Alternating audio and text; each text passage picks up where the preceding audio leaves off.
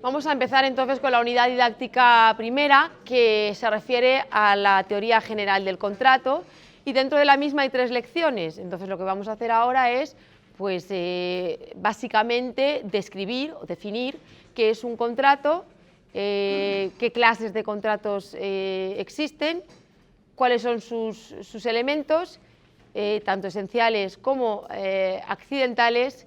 Y una vez que veamos estos conceptos previos en esta primera lección, trabajaremos a final de clase en grupo. Bien, es fundamental a la hora de hablar de los contratos ponernos en relación con el principio de autonomía privada, de autonomía de la voluntad. Supongo que esto es algo que os sonará del curso pasado, ¿no? ¿Qué tipo de normas eran aquellas que daban entrada o daban juego al principio de la autonomía privada? Las normas dispositivas, ¿de acuerdo? Las normas dispositivas son aquellas que dan juego, que permiten que las partes, cuando pues se ponen de acuerdo para celebrar un contrato, por ejemplo, puedan establecer determinadas cláusulas mediante las cuales regulen la relación jurídica que ha surgido entre ellas.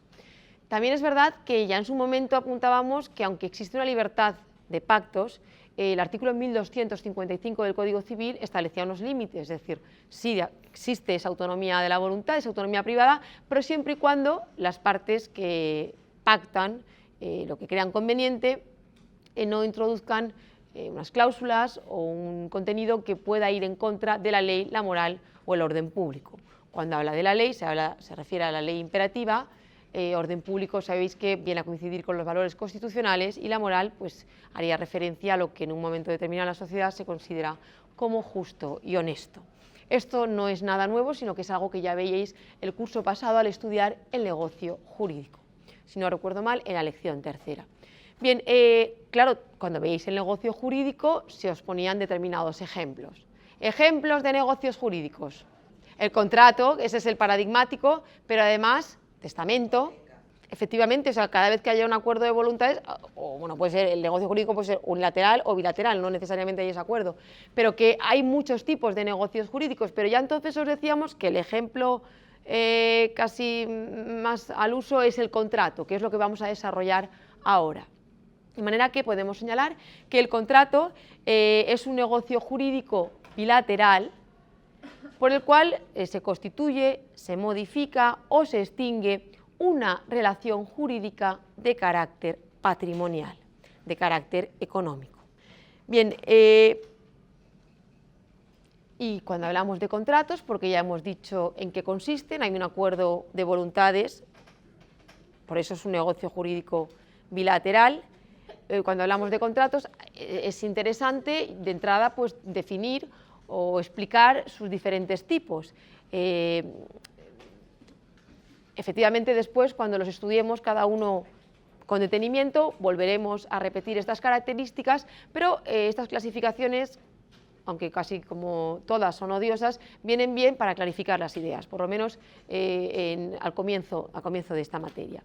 Bien, tampoco os he puesto todas las clasificaciones de contratos, sino las más importantes, de manera que podemos decir que un contrato, en primer lugar, puede ser consensual, real o formal. Es consensual cuando, para que se entienda celebrado, basta con el consentimiento de las partes. ¿De acuerdo? El contrato de compraventa es un contrato consensual.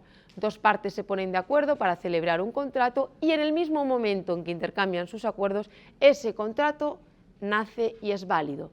No es necesario que se pague el precio o se entregue la cosa. ¿De acuerdo? De ser así, si fuera necesaria esa entrega de la cosa, entonces el contrato sería real. Por ejemplo, como ocurre en el contrato de depósito.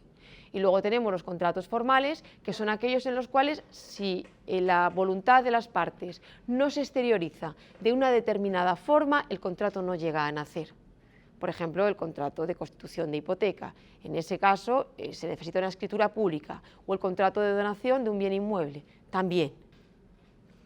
En principio, como ahora veremos, en nuestro ordenamiento jurídico rige, estamos ante un sistema espiritualista en el que rige el principio de la libertad de forma, con lo cual la mayoría de contratos no son formales, pero bueno, si lo son, entonces el contrato se denomina formal. En segundo lugar, pueden ser unilaterales o bilaterales, ¿de acuerdo?, según que tengan obligaciones las dos partes que lo forman o solamente una de ellas. El contrato de compra-venta, ¿cómo es? Un contrato bilateral. Ambas partes están recíprocamente obligadas. El contrato de donación, por el contrario, es un contrato unilateral. Únicamente el donante está obligado. El donatario se limita a recibir el bien o lo que se le hubiera donado. A su vez, en tercer lugar tenemos los contratos onerosos y los contratos gratuitos, que también pueden denominarse lucrativos. Los contratos onerosos son aquellos que se caracterizan porque hay un sacrificio recíproco, por decirlo de alguna manera, es decir, una parte se sacrifica pero recibe algo a cambio, una ventaja económica, y lo mismo ocurre con la contraria, ¿de acuerdo? Mientras que los gratuitos son aquellos en los cuales solamente una de ellas sufre un perjuicio, un sacrificio sin recibir nada a cambio. Por ejemplo, son contratos onerosos la compraventa porque ambas partes se sacrifican, una paga el precio y la otra entrega una cosa y también reciben ventajas al mismo tiempo, y son contratos gratuitos aquellos en los cuales únicamente una de las partes va a recibir un beneficio mientras que la otra únicamente sufre el perjuicio. Es una categoría que normalmente coincide con la anterior, pero luego vamos a hacer un ejercicio para que podamos diferenciarlas. A su vez, los contratos onerosos pueden ser conmutativos o aleatorios. Son conmutativos cuando de antemano las partes saben en qué consiste el objeto o la prestación que tienen que llevar a cabo. En un contrato de compra-venta se ha establecido el precio y se sabe qué bien es el que se va a vender. Mientras que el contrato es aleatorio cuando hay un margen de indeterminación. Por ejemplo, el contrato de renta vitalicia.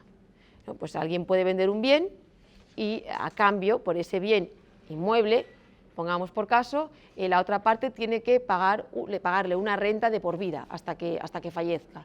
No sabemos si va a vivir un año más o 70. Entonces, un poco en este caso, el contrato es aleatorio porque depende de algo así como el alea, el azar. En cuarto lugar, los contratos pueden ser típicos o atípicos. Los típicos están regulados en el Código Civil o en alguna ley especial, como por ejemplo ocurre con el arrendamiento, que en el Código Civil, pues nada, hay poquísimos artículos que se dedican al desarrollo de este contrato, y habréis leído y oído muchísimo hablar del contrato de arrendamiento porque se ha modificado recientemente además, y por lo tanto necesita una ley fuera del Código Civil, la LAU, la Ley de Arrendamientos Urbanos, luego también está la LAR, la Ley de Arrendamientos Rústicos, que desarrollen ese contrato. Pero aparte de esos contratos típicos hay otros que son los atípicos o innominados, que no tienen una regulación como tal. Para esos casos, pues acudimos al Código Civil, a normas generales, a figuras contractuales similares, etcétera, como por ejemplo el contrato de sponsorización o el contrato de alquiler de cajas de seguridad en los bancos. Y por último, la última categoría contractual a la que vamos a hacer referencia es la que distingue entre contratos por negociación y contratos por adhesión.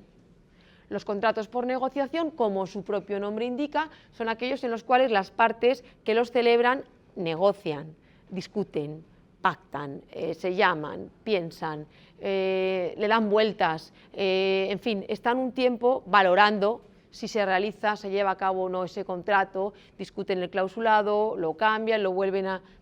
en fin.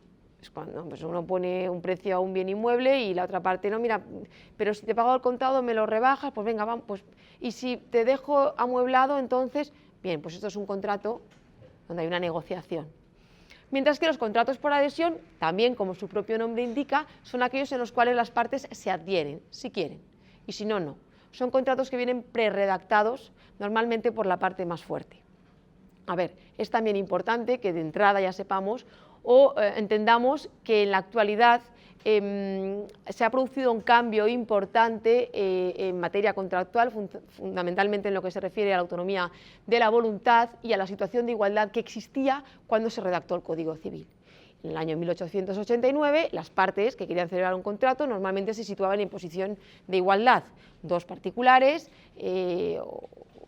querían celebrar un contrato y bueno, podían negociar las cláusulas y las condiciones que se incluían en él. Sin embargo, en la actualidad ha cambiado muchísimo el panorama y nos encontramos con que en muchas ocasiones, sobre todo en materia de consumo, hay una parte débil que somos todos nosotros como consumidores y usuarios y una parte fuerte que es una gran empresa que pues a la hora de contratar, por ejemplo, la luz, el teléfono, el agua, lo que sea, nos dan el contrato preredactado. En algún caso nos permiten alguna variación, ahora en las empresas de telefonía móvil con tanta competencia a veces nos dejan un poquito, ¿no? Decir, bueno, pues te rebajo, pero prácticamente nula, es decir, vienen, como digo, preredactadas esos contratos y directamente pues tú si quieres los firmas y si no, no. Y eso cuando te los dan, ¿no? Porque luego también hay otros contratos como el de transporte, cuando uno sube al autobús y paga su billete, aquí no nos estamos discutiendo y preguntándole o diciéndole al señor conductor que como voy a la parada siguiente que me cobre menos de la mitad porque yo no hago el consumo y no le doy la vuelta a Elche, no, esto no vale. Es decir, eso sería un contrato por negociación y ahí sí que se aceptaría, pero en el contrato de transporte donde yo pago mi billete, 1,35 si mal no recuerdo, y si tengo bono pues menos, me adhiero a esas condiciones y a ese contrato que previamente yo he firmado al comprar ese billete.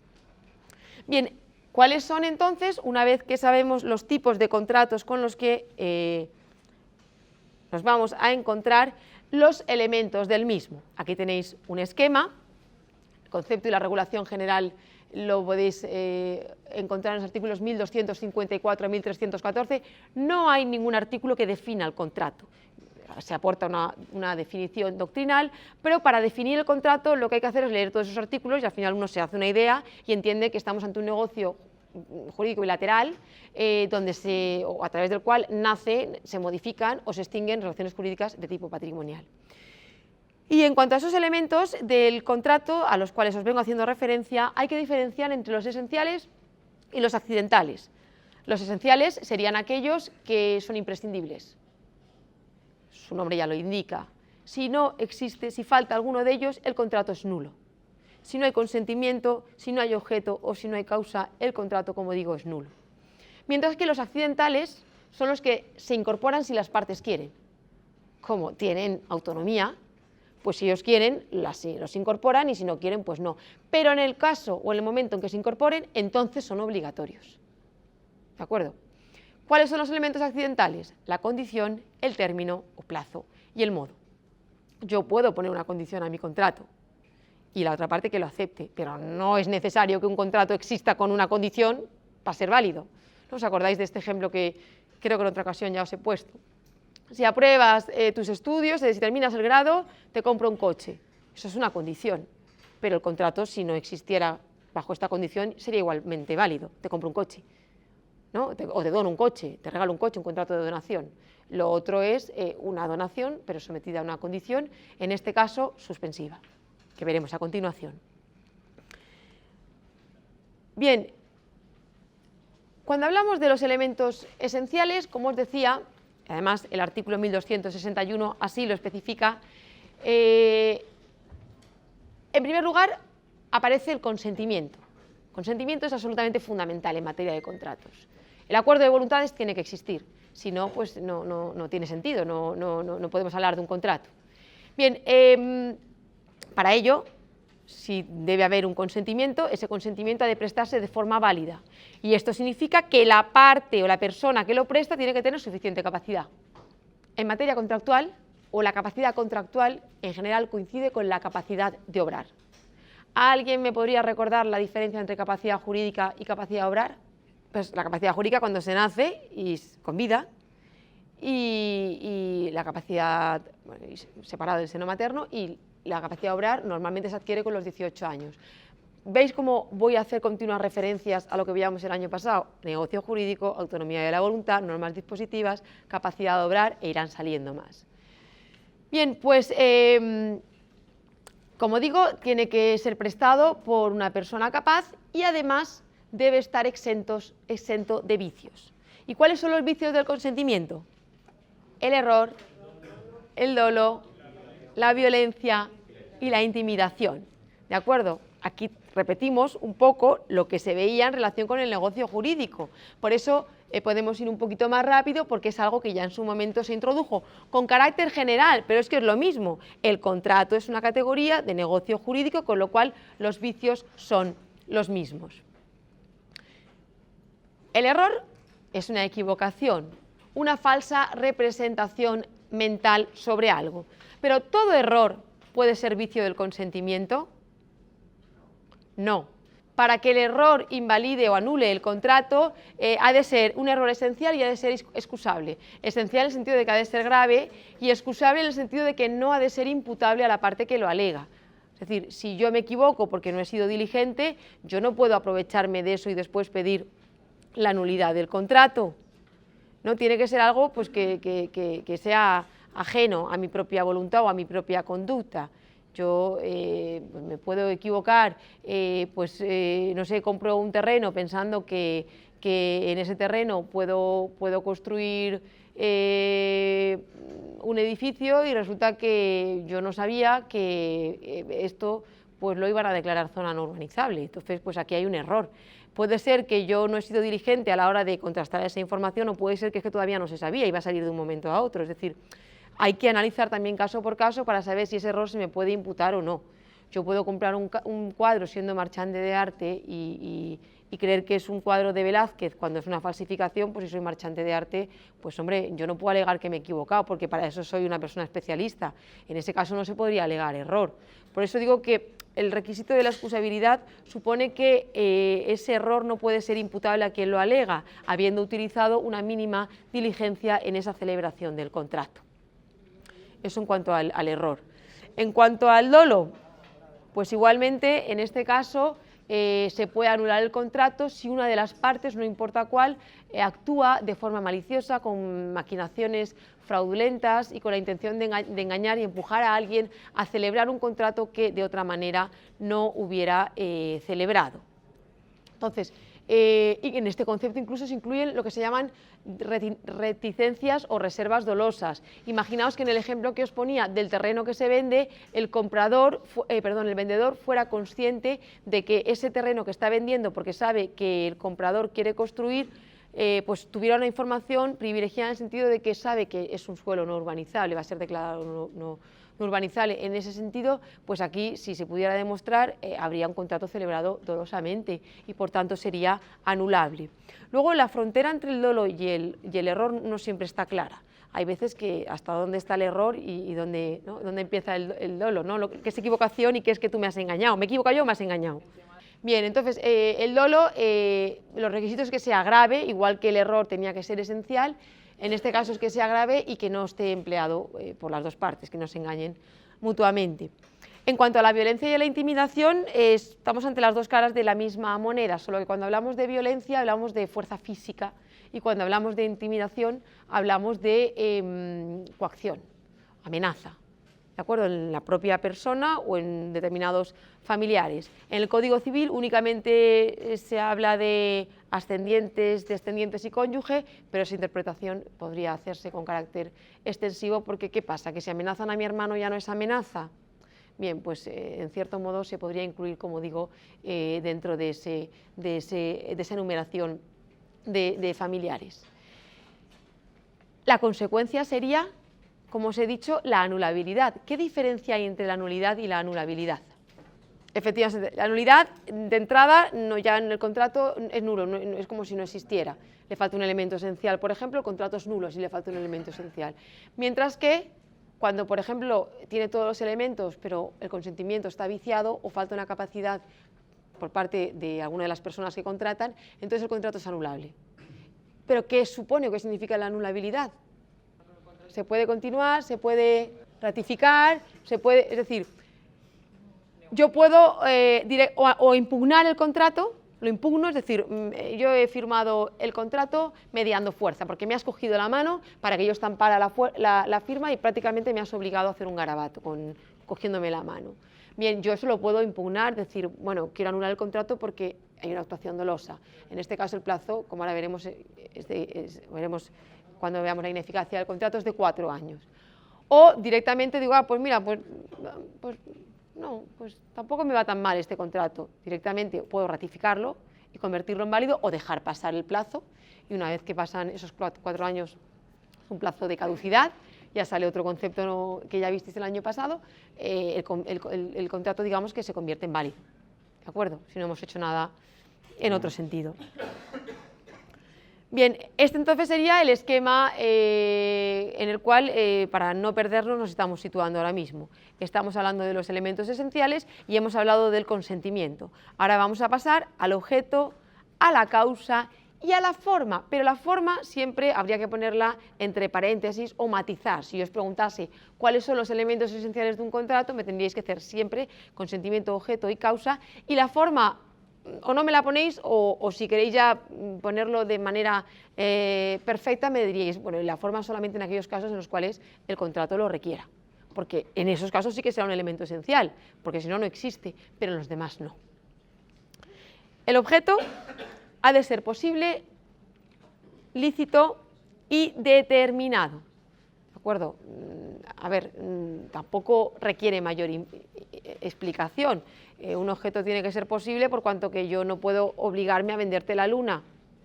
Ha de ser lícito porque yo no puedo, lo mismo, obligarme a venderte la luna o incluso contratarte para que realices un servicio que consiste en matar al vecino de arriba, que es que no lo puedo ni ver. No tiene sentido, eso no es un contrato, por mucho que tenga un objeto, pero el objeto es ilícito. Y además tiene que ser determinado o determinable. De entrada debemos conocer en qué consiste la prestación, ¿no? Lo que, pues, si voy a comprar algo, qué compro y por cuánto dinero, y si no, pues que sea determinable. Pues si yo ahora mismo no sé la cantidad de dinero que te tengo que entregar, pues que lo hayamos dejado medio establecido sin necesidad de un pacto posterior. Por ejemplo, que tengo que entregarte la cantidad de dinero que supongan tantos kilos de oro al convertirlos, ¿no? Pues eso sería una manera que en cierto modo pues puede variar un poquito, ¿no? Porque el valor del oro puede variar, pero está un poquito así como sin fijar del todo. La causa es otro elemento esencial del contrato y puede contemplarse de una perspectiva objetiva o subjetiva. Desde esa perspectiva objetiva a la que me estoy refiriendo, pues equivaldría a hacer referencia a la finalidad o a la función económico-social del contrato. De ahí que la causa deba ser verdadera y además tenga que existir. Por ejemplo, en el contrato de compraventa la causa sería el intercambio de bienes. En el contrato de arrendamiento la causa sería el cambiar la utilización de un bien por una cantidad de dinero. O en la donación, pues simplemente el que podamos transmitir bienes a título gratuito a otra persona. Bien, son fundamentales, como digo, esos requisitos, el de la licitud, el de la existencia y el de que la causa sea verdadera, porque de lo contrario el contrato podría ser nulo.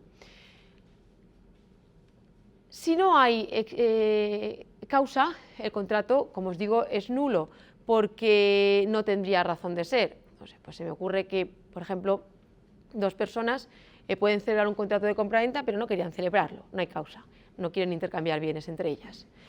Yo puedo estar muy mal de solvencia y en un momento dado hablo con un amigo y le digo que vamos a celebrar un contrato de compraventa y mis 3 bienes inmuebles que me quedan, pues se los pongo a su nombre, o sea, se los vendo, pero es algo ficticio, que en realidad, como es muy amigo mío y sé que no va a pasar nada, pues esto simplemente es para despistar a los acreedores. Bien, pues si esto se puede probar y se constata, esto es, aquí no hay falsa, aquí no hay causa, ¿de acuerdo? Hay una simulación absoluta, una simulación total, con lo cual ese negocio ese contrato no es válido.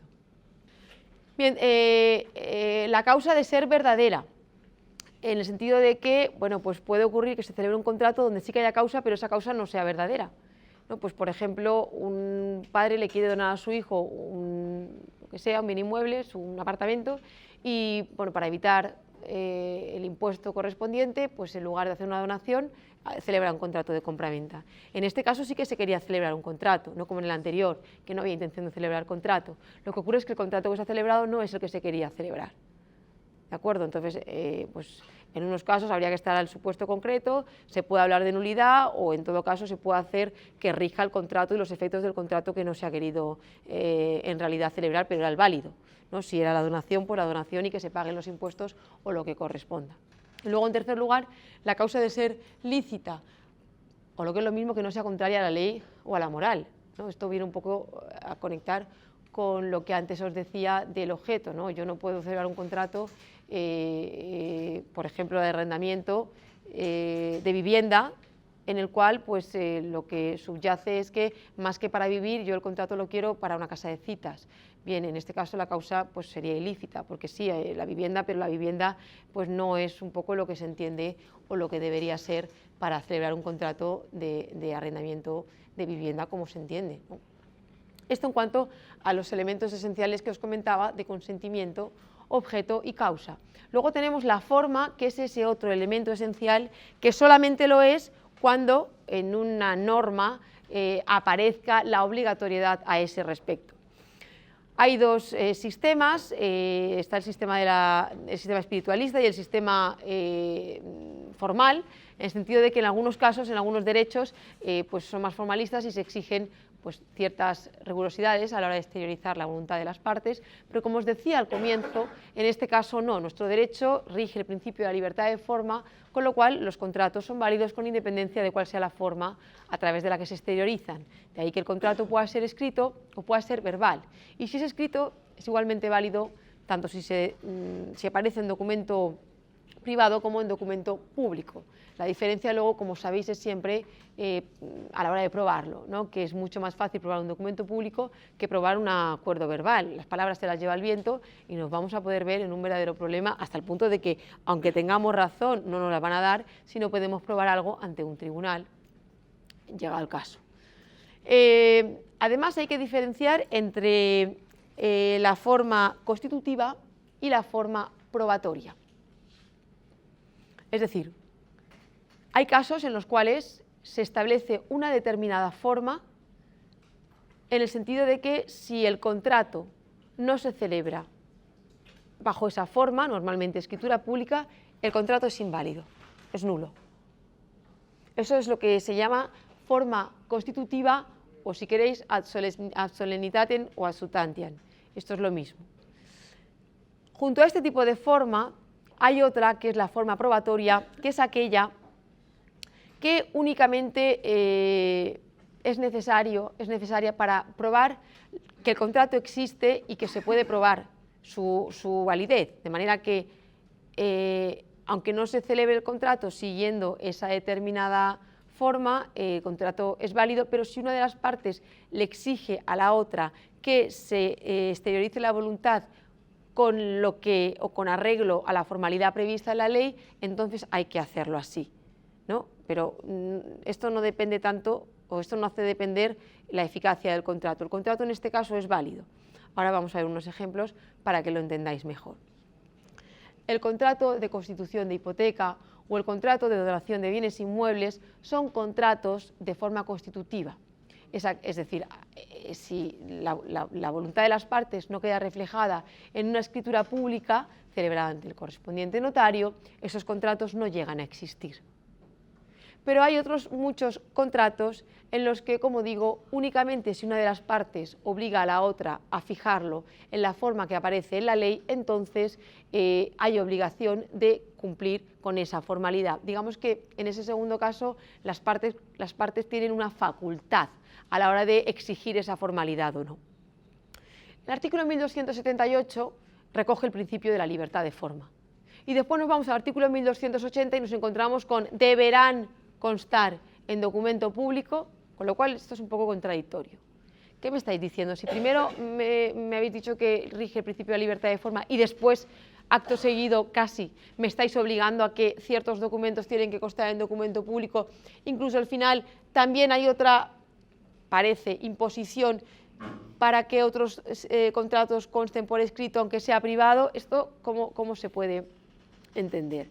Bien, para entender estos artículos que vienen a continuación, es por lo que es necesario diferenciar entre la forma constitutiva y la forma probatoria, y entender que en el caso del artículo 1280 hay varios artículos o varios supuestos que sí que contienen contratos que deben o que tienen a su vez una forma constitutiva, pero no tanto porque lo diga ese artículo, sino porque otros artículos, bien del Código Civil o bien de una ley especial, así establecen la obligatoriedad de la forma. Por ejemplo, en materia de derecho matrimonial, cuando se habla de las capitulaciones matrimoniales, régimen económico patrimonial, el artículo 1327 del Código Civil es el que refuerza el artículo 1280 y nos dice que esas capitulaciones deben constar en documento público. Para su validez, dice el artículo, las capitulaciones habrán de constar en escritura pública. Clarísimo. Pues lo mismo ocurre con, por ejemplo, la donación de bienes inmuebles o con la constitución de la hipoteca que os comentaba. Sin embargo, hay otros que no. Por ejemplo, los arrendamientos de ciertos bienes por 6 o más años, siempre que deban perjudicar a tercero. Bien, en ese caso la forma no es constitutiva, es probatoria. De manera que si una de las partes, arrendador o arrendatario, lo cree conveniente, le puede pedir a la otra que se recoja en escritura pública. Pero el contrato es válido y sigue existiendo aunque no fuera recogido en esa forma. Podría ser válido estando en un documento privado. ¿De acuerdo? Esa es la diferencia entre la forma constitutiva y la forma probatoria.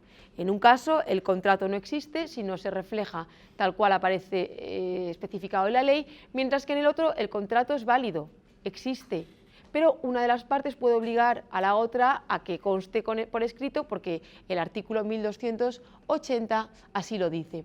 De hecho, para confirmar esto que estamos diciendo, precisamente el artículo 1279 nos dice que si la ley exigiere el otorgamiento de escritura u otra forma especial para hacer efectiva las obligaciones propias de un contrato, los contratantes podrán compelerse recíprocamente a llenar aquella forma desde que hubiera intervenido el consentimiento y demás requisitos necesarios para su validez. Si celebramos un contrato de compraventa de un bien inmueble, pues se puede quedar en un documento privado. Lo que pasa es que todo el mundo lo hace en escritura pública, se va al notario y lo recoge, porque siempre es mejor que así aparezca documentado, pero no es requisito para su validez. Si pedimos una hipoteca de ese bien inmueble, entonces sí, la hipoteca tendría que figurar obligatoriamente en escritura pública. Esto sería entonces lo que tendríais que tener en cuenta a la hora de estudiar esa forma. Bien, la condición supone que, una vez introducida y aceptada por las dos partes, supone que los efectos del contrato dependen de un acontecimiento futuro incierto o de un acontecimiento pasado que se ignora. A su vez podemos hablar de condiciones suspensivas y resolutorias, potestativas, causales o mixtas y también imposibles, ilícitas o inmorales. Las suspensivas, pues os había puesto ya un ejemplo, ¿no? El de si terminas la carrera, yo te compro, o si terminas el grado, te compro un coche. Esto es un contrato de donación sometido a condición suspensiva. No produce efectos, el contrato está en suspense, hasta tanto en cuanto se verifique el cumplimiento de la condición. Mientras que otra condición diferente sería la resolutoria, que por ejemplo podría ser, si te dejo mi casa, te presto mi casa, pero si te toca la lotería me la devuelves, ¿no? Pues en este caso, al contrario, el contrato tiene efectos, ese contrato de préstamo, pero si te toca la lotería me la devuelves, resuelve el contrato la condición, opera de manera diferente. En segundo lugar, tenemos las potestativas, las causales y las mixtas. Las potestativas dependen únicamente de nosotros. Por ejemplo, terminar el grado, la anterior sería una condición suspensiva y potestativa. Mientras que el otro ejemplo sería resolutorio y causal, muy bien, porque el que te toque la lotería pues es algo que no se sabe, depende de causas externas al propio interesado. Y sería mixta cuando al mismo tiempo tiene un poquito de voluntad propia y un poquito de factor externo. Por ejemplo, si te casas con Juan, te doy 3 millones de euros. Contrato de donación, pero claro, hay una condición de por medio que depende en parte de mí, pero si Juan no quiere casarse conmigo, pues yo no me puedo casar con él. Esto que hay un poquito de las dos cosas, ¿vale? Y por último, las imposibles, pues no sé, te regalo mi coche si andas por el mar 3 kilómetros, pues esto es absurdo. Y luego las ilícitas e inmorales, pues igualmente, pues yo te doy una cantidad de dinero si matas.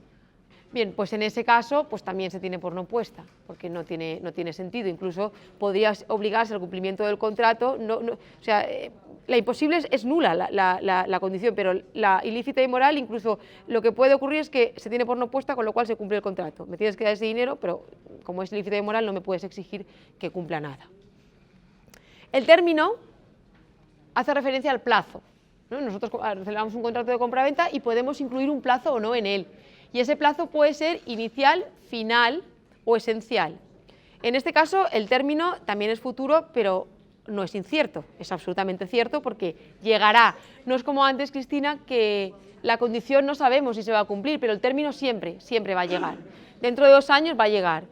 Cuando yo me muera va a llegar, ¿vale? Son plazos que nosotros podemos establecer más o menos detalladamente, pero van a llegar en cualquier caso. Bien, en cuanto al término, si el término es inicial, pues determina el momento en el cual el contrato empieza a surtir efectos, ¿no? Pues mira, la compraventa que me pagarás, dentro de 1 año me pagas lo que has comprado. Pues el término inicial sería a partir de 1 año. Término final, pues al contrario, pues me estás pagando plazos, pero ya a partir de este momento ya no, pues termina. Y el término esencial es cuando, como recordaréis, si se incluye en un contrato es absolutamente imprescindible que llegado ese momento temporal tenga lugar el cumplimiento del mismo, porque si no, no tendría sentido para una de las partes su cumplimiento tardío. Era el ejemplo que os ponía del vestido de novia o de novio. Si hay que entregar un vestido de novia o de novio, eso es un contrato de obra, en este caso, contrato de obra, porque arrendamiento de obra es una denominación arcaica. Un contrato de obra, me van a hacer un traje a medida, pero tiene que estar para el día de la boda. Si me lo entregan 1 semana después ya no tendría ningún sentido. Y por último tenemos el modo, que es una carga o gravamen que se introduce en algunos contratos, normalmente en contrato de donación, imponiendo al beneficiado por la donación que a su vez realice algo en beneficio de un tercero. Por ejemplo, pues te dejo esta cantidad de dinero, te dono estos bienes inmuebles a cambio o con el modo o con la carga o con o sea, siempre y cuando le pases una pequeña pensión a un tercero. Siempre, a ver, en estos casos tiene que ser muy superior el beneficio que obtiene que la carga, porque entonces no tendría razón de ser. ¿De acuerdo? Esto sería muy resumidamente los elementos esenciales y los elementos accidentales del contrato. Los esenciales, acordaros, consentimiento, objeto, causa y en algunos casos la forma, y en cuanto a los elementos accidentales, condición, término y modo.